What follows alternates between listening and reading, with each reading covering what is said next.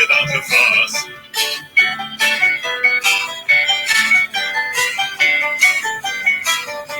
It's green and pink and so good for us. Hey, everybody. Welcome. How are you doing? Kind of a gloomy day. I always find it hard to get moving when it's a gloomy day. But I couldn't leave you without reading a couple more chapters.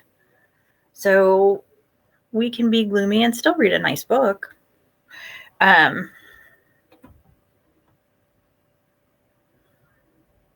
So we should recap, shouldn't we? For those people that haven't been keeping up, because, maybe somebody missed the first day. So we just want to make sure that everybody's on the same page, because, in the first chapter, we've got Princess Magnolia and Duchess Wigtower.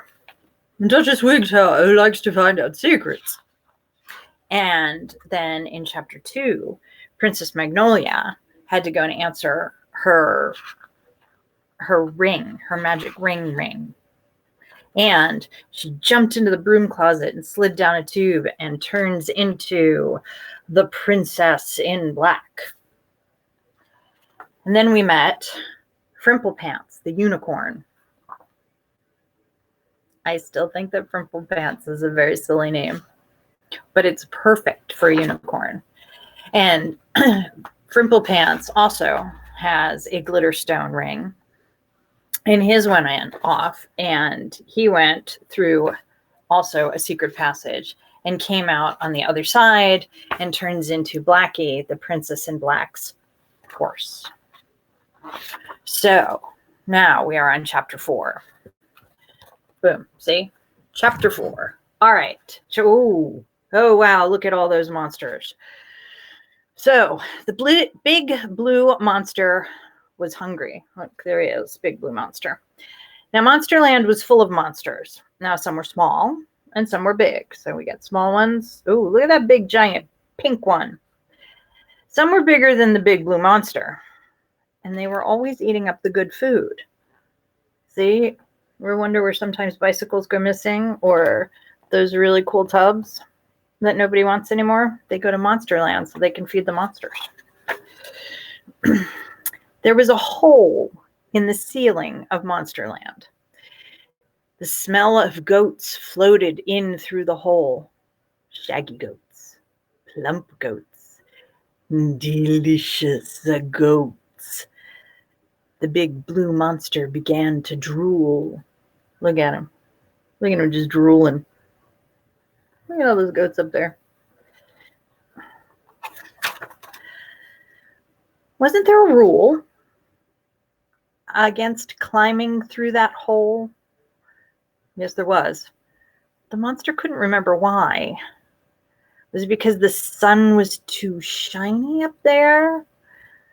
Was it because the air was unpleasantly fresh? No, there had been some other reason.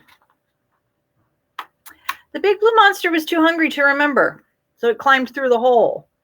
I didn't think that hole was big enough for the big blue monster. Look at that. And it even says, no monsters right there, but the monster's going to go through it anyway. Do you know why the monster is not allowed up on top? Shall we turn the page and find out? Chapter 5. Duff the goat boy was not part goat and part boy. That would have been interesting, but Duff was just a boy who took care of goats. Hence the name, Goat Boy. See, look, there's Duff and his goats. He quite liked goats. They had honey brown eyes. They had floppy ears. They made snuffling noises. Duff did not like goat-eating monsters. A blue arm reached out of the hole. See? The hole that says, look, there's Monsterland. Not another one, said Duff. He picked up his crook. A blue monster emerged. It was big. He is big. He's too big for that hole. I don't know how he's making it through. The monster roared. It was loud.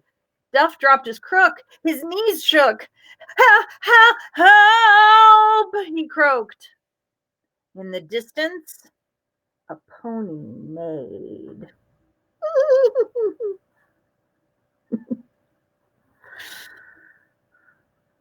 What do you think? Should we do one more chapter? Just one more chapter? Because I want to find out what happens. I don't want Duff to get eaten. Do you want Duff to get eaten? No. All right, we'll do one more chapter because I can't stand it. Chapter 6.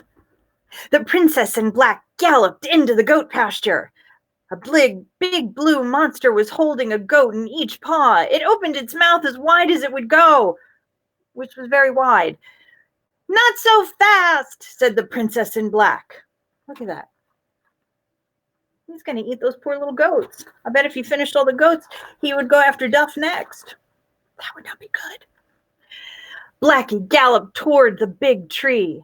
The princess in black grabbed a branch. She swung from her pony's back and landed in the tree. Why did you come here? Asked the princess in black. Eat goats, said the big blue monster. You may not eat the goats, she said. Eat goats, hollered the big blue monster. You may not eat the goats, she said again. Behave, beast. Look at her. Up in that tree, yelling at the monster. She means business. The big blue monster set down the goats near a small tree. It tore the tree from the ground. The princess in black did a backflip onto the grass. She pushed a switch on her scepter. It turned into a staff. See, she's got that little scepter there. And now it's a big staff. The big blue monster roared and swung the tree. The staff met it. Sparkle! Slam! Of course it was a sparkle slam. She's a princess. The princess in black and the big blue monster waged battle. Princess pounce! Blackie buck! Look at that! Give him a little bucking kick. Horn swoggle hop! Bam! Right off the top of the monster's head. Oh, he looks a little dizzy. Twinkle, twinkle, little smash! And look, she's got a rope. She's got a rope. She's trying to tie them all up. With luck, the battle would be quick. Duchess Wigtower was in Princess Magnolia's castle. Her castle was full of secrets, especially the broom closet. The princess in black hoped the Duchess would not snoop. Look, there she is. There's Duchess Wigtower. Oh, yes. You know she's going to snoop while the princess is gone. But look, she's got the big blue monster all tied up. Well, almost all tied up. His arms are still free. All right. That's it for today. That's all we're going to read today. We'll pick up with chapter 7 tomorrow. But I think the princess in black is awesome. The way she is fighting the monster and jumping off his head and making him dizzy. Monsters should not eat goats. They should stick to regular monster food. Okay, I feel better, even though it's still kind of gloomy out. Because there's nothing better than reading a really good and exciting story. So I hope to see you all tomorrow at 2 o'clock, and we will read a couple more chapters. And tomorrow morning at 10 a.m., we have a new guest. Miss Jeannie is going to be reading at 10 a.m. And hang on, I can tell you what she's going to read. It is a book called I Ain't Gonna Paint No More. But not only is it a reading book, it's a sing-along book too. So I'm really excited for that. That sounds like it could be fun.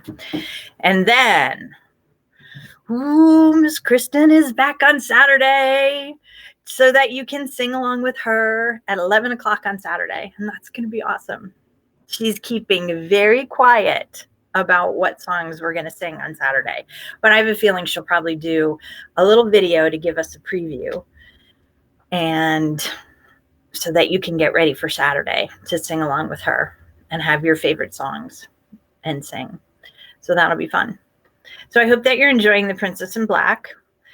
The one other thing that I would like to mention today is that Mariposa is going to be kind of stuck doing stuff at home for a while. And parents, if you're having a good time with all of the story time, or guardians or grandparents, and you're enjoying it, we would ask that you look right below here where the scroll is. And we have a Venmo set up. And we would love to, if you have a spare couple of dollars and would like to donate that so that we can continue to bring all this story time and sing-alongs to you. And we are planning on doing some play readings. And of course, the cabaret will be back. So we would really appreciate that. All right. For my friends that can't wait to hear more about The Princess in Black, I will see you tomorrow at 2 o'clock. Okay? 2 o'clock. Don't forget. All right, friends. Bye.